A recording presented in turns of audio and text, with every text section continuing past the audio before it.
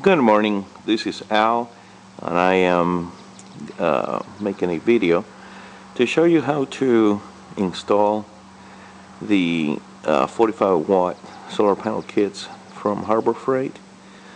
Uh, I have 28 panels altogether, so not 28 kits, there's 3 panels per kit. I have 28 panels altogether because you can also buy them separately. Here I have 3 that I bought separately, and then I have 4 more up there that I bought separately. My purpose is to show you how to make a frame, get it ready, get them wired, how to position them, what kind of hardware to use, and get them up on your roof or in some location where they are pointing south and at a proper angle to the sun. What I have done is I'm using regular pressure treated 2x4s, uncut, 8-foot length, and then I measure the panels themselves, and I cut these cross members here to tie the frame together at 38 inches. Then I used screws, 3-inch screws, to two on a diagonal like that, to make that frame, butting both ends together on all of the corners. That gives you a frame that's 8 feet long, 38 inches across. And now, because I've already done one set, I can tell you that if you start 4 inches on one end, you'll end up pretty close to 4 inches on the other end, so they'll be centered. And what I have done is that I have used hardware that is commonly available in Harbor Freight or Home Depot, so you can put them together. The frames are going to be held down to the roof by these number 14 size anchors, and I'm going to use some bolts, some lag bolts, to go through those anchors. I have a steel roof, so it's not easy for me to find the studs, so therefore I have to use those anchors. If you're someone who has a regular shingle roof, it'll be fairly easy for you to find where the studs are and just simply use the lag bolts and appropriate amount of silicone or some tar to seal that roof back. And as you can see, what I am doing is also using lag bolts with some washers, and that is what is giving me the ability to hold the panels down. And I'm going to show you how I use that. Also, I use some angles, some corner braces, 2 different sizes. 2-inch is exactly what you need to hold them down.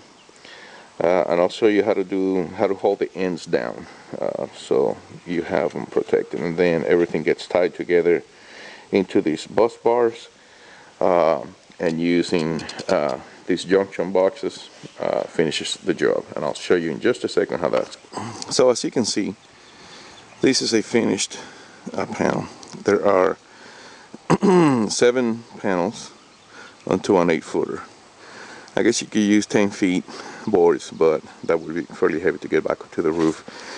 This is just heavy enough that I can get it up on the roof. As you can tell, there are here are those 2-inch braces that I told you about, the corner, these corner braces. And what I did is I used a vise to bend it over, and then just hammered it when I bent it on the vise, so it would fit here. So you just simply put the square brace, mark it with a pen. I use a marker for that, and then take it to the vise, clamp it down, bend it over, with a hammer, and then you come over here and put one on each end, and that keeps the wind from racing this. So how do you tie them in the middle? Remember the lag screws that I showed you? So here's the lag screws with the washers. There's 2 per unit. And when you put them in place, they become extremely rigid. They're very hard, they won't move. And that's as simple as it gets. Then you take those junction boxes that I showed you, screw them to the frame, bring your wires in, place them in the bus bars, one for the positive, one for the negative. Bring your wires in, tie them all together, and then you have one positive and one negative coming out, and that goes to your charge controller or to your batteries. Very simple. In my case, I have a 24 volt bank, so that I have wired these panels in a different way. So I have several strings of series panels, and I'll show you that in just a second. So here's how the panels are actually connected together. We'll take this panel, for example, and the panel next to it. And if we follow the wires, you'll see that the positive of the last panel is connected to the negative of the panel next to it. That makes a series circuit.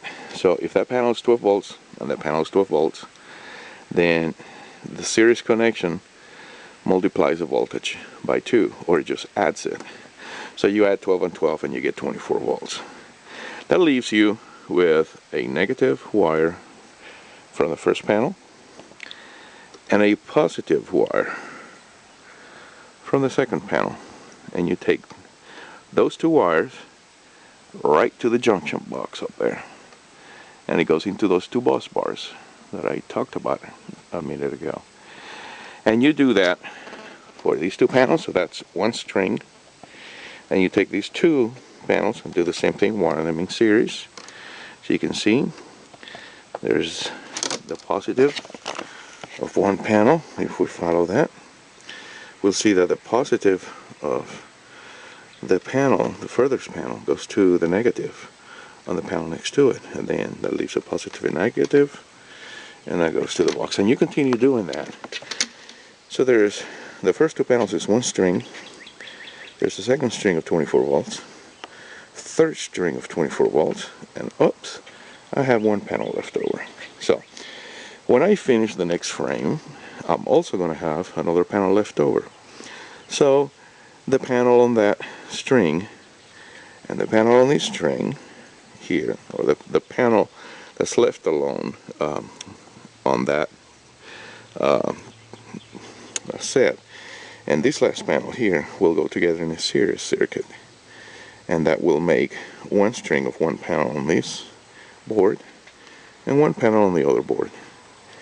And then you tie them all together, and then you take them into the shed or whatever your batteries are, and you start charging batteries. And I will walk you through the process as I'm going through and show you how it's all actually done. Take care.